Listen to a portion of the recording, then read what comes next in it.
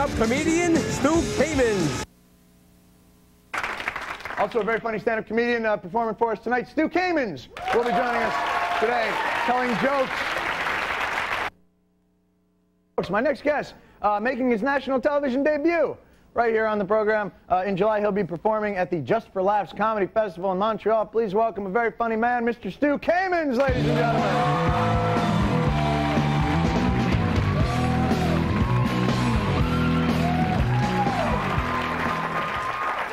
Thank you very much. Great to be here. Good to be here. I was outside before, and a guy came up to me on the street asking for money. And every time someone in this city wants something from me, they always say the same thing, never fails. I was like, hey, what's up, Shorty? Give me $1. Come on, Shorty. I know you got some change for me, Shorty. And I have nothing against the homeless, but why would I give money to someone who just destroyed my self-esteem?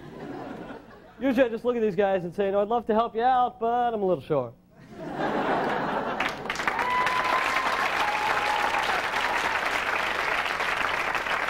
I had a friend in town last week, never been in New York before.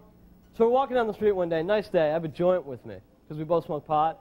So I'd like the joint, pass it to my friend from out of town. He gets all paranoid. He's like, can we do this on the street? I said, yeah, it's New York. Just watch out for cops, because we only have enough for us.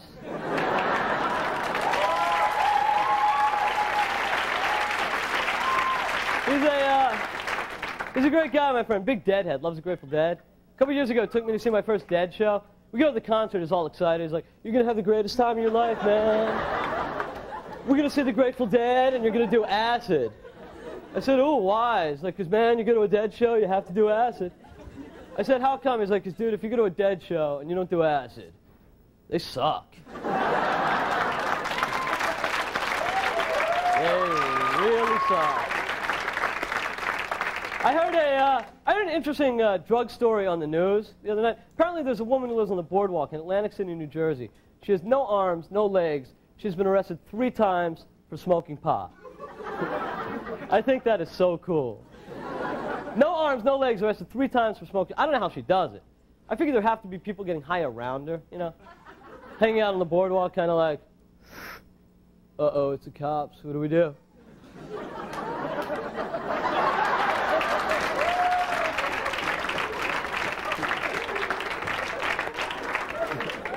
I'm glad you laughed at that, because it shows you're not too politically correct, and that's good. I'm really tired of the whole politically correct thing. I have a friend, super politically correct, got mad at me one time because, for example, if someone's Japanese, you have to refer to them as Asian. It used to be okay to say Oriental, but not anymore because people say that an Asian's a person and an Oriental's a rug. So my friend got mad at me because I saw a Chinese guy with a really bad hairpiece. And I'm like, hey, check out the Asian with the Oriental.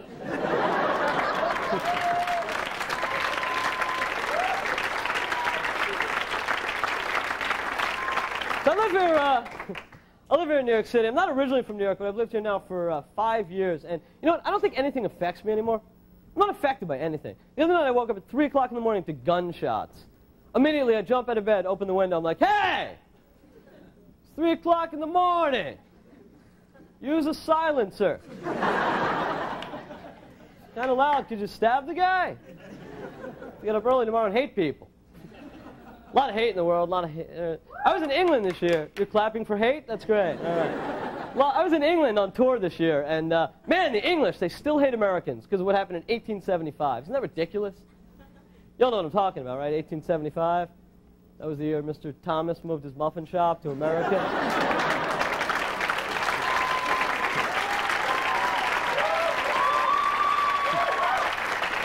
Thank you. I have a stepbrother. I don't know if he hates me or not, but he has a 5-year-old son. He doesn't want me around his son anymore. He says I'm mean for no reason. Just because last summer the whole family's sitting around watching those meteors crashing into Jupiter, and my 5-year-old stepnephew's real scared by the whole thing. I couldn't help it. I turned to him and I'm like, hey, Jack, you know what the worst part is? He's like, what? I said, that's where Barney lives.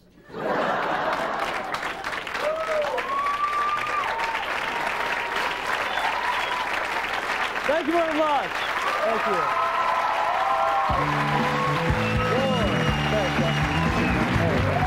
Stu Kamens, ladies and gentlemen, performing this weekend right here in New York City, the comic strip. We'll be right back with Throwing Muses.